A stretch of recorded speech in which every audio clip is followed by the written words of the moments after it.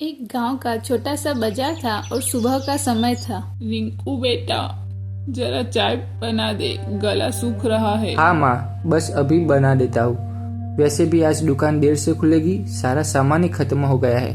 अरे बेटा, कल तुझसे कह रही थी थोड़ी चाय पत्ती और चीनी खरीद लेना, तूने सुना नहीं। माँ, पैसे कहाँ है? बस इतना ही बचा था कि एक टाइम का दूध आ सके। कुछ महीने पहले रिंकू, तेरे पिताजी बड़े नेक इंसान थे।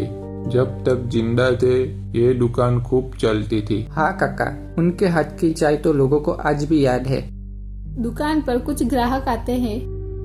अरे भाई, एक कप चाय देना, देखता हूँ तेरे हाथ में कितना स्वाद है। रिंकू चाय बनाकर देता है। ग्राहक एक सिप लेकर बोलता है, उफ, ये तो पानी जैसा है। चाय कहाँ है इसमें? पहले तो तेरा बापू बनाता था चाय, तब तो मुंह में ही जाते ही रस घुलता था। अब ये क्या बेच रहा है? ग्राहक हंसते हुए चले जाते हैं और रिंकू उदास होकर घर वापस आ जाता है। माँ, लोग कहते हैं मेरी चाय में वो स्वाद नहीं है। बेटा, तू अपने मन से नहीं बना रहा, थकान और चिंता का असर तेरी चाय में दिख रहा है। माँ, अब तो सोचता हूँ दुकान ही बंद कर दूँ। बिल्कुल नहीं, ये दुकान तेरे पिताजी की अमानत है, इसे यूं नहीं छोड़ सकते। अगले दिन भारी बारिश का मौसम है। लगता है आज कोई ग्राहक नहीं आएगा। दुकान भी बिक रही है, बोरे भी पुराने हो गए हैं। तभी एक बूढ़ी औरत भीगती हुई दुकान के पास आती है। बेटा, बहुत भूख लगी है, कुछ खाने को मिलेगा? अम्मा, मैं खुद भी मुश्किल में हूँ, लेकिन भूखा किसी को नहीं जाने देता।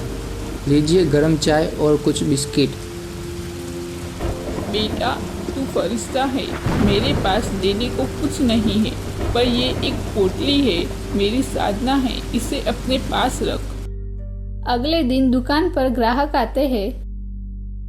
भाई, एक कप चाय देना, लेकिन देख कल वाली जैसी बेस्वाद मत हो। रिंकू पोटली के पास चाय बनाता है और परोसता है। ग्राहक एक घूंट लेकर चौंकता है और बोलता है, बाप रे, ऐसी चाय तो मैंने सालों में नहीं पी।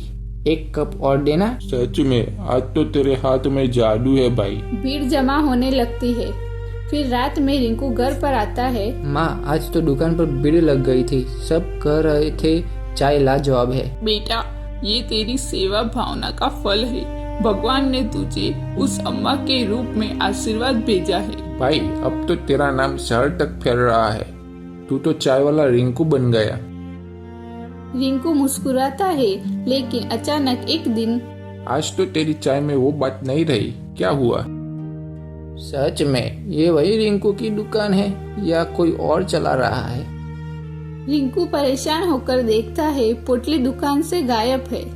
अरे, वो अम्मा की पोटली कहाँ गई? रिंकू घर लौटकर माँ से पूछता है। बेटा, मालूम नहीं कहाँ गई वो पोटली। माँ, वही तो मेरी उम्मीद थी। अगले दिन दुकान पर कम ग्राहक आते हैं। अब क्या करूँ? फिर वही फीकी चाय बन रही है। रिंकू भगवान से प्रार्थना करता है, हे भगवान, मेरी सेवा भावना को शक्ति दो। जो स्वाद पहले से आया था वही सच्चे मन से वापस लाना है। रिंकू फिर से दुकान शुरू करता है। दिल से, मेहनत से, सामग्री की गुणवत्ता का ध्यान रखता है। अरे वाह रिंकू, फिर से तेरी चाय वही स्वाद लेकर आई है। अब समझ आया, असली स्वाद पोटली में नहीं था, तेरे दिल में था।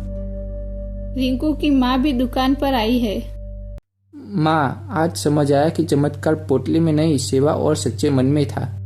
बिल्कुल बेटा, जो सच्चे दिल से देता है उसे भगवान कहीं ना कहीं से लौटा ही देता है। जो सेवा करता है उसका स्वाद हर दिल को छू जाता है। चमत्कार बाहर नहीं, हमारे भीतर ही होता है।